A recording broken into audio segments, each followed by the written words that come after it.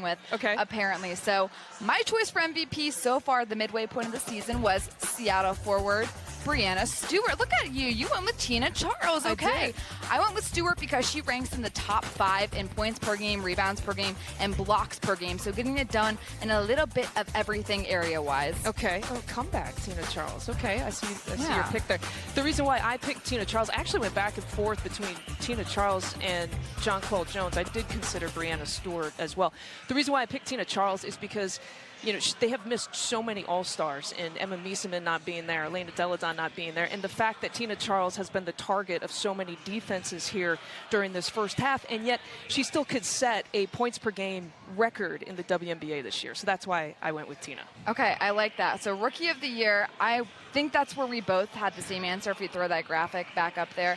So we both went with Michaela Onyenwere, averaging about 9 points per game for the Liberty. I like her game. I think she's learning a lot. She's come into the league transitioning, and she's had to guard really good players like Candace Parker.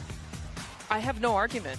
I mean, you agreed with me. Yeah. So let's move on to maybe Coach of the Year. You've got Walt Hopkins. I went Walt Hopkins, New York Liberty coach. He finished last in the WNBA a year ago.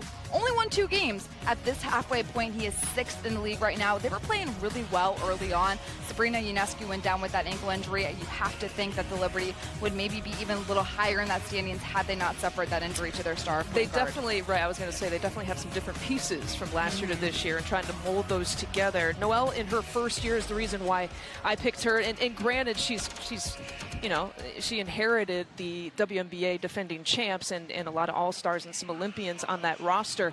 But you have to kind of walk into a situation like that and make it seamless. And that's sometimes difficult, I would think, for someone who doesn't have a whole lot of experience with that group.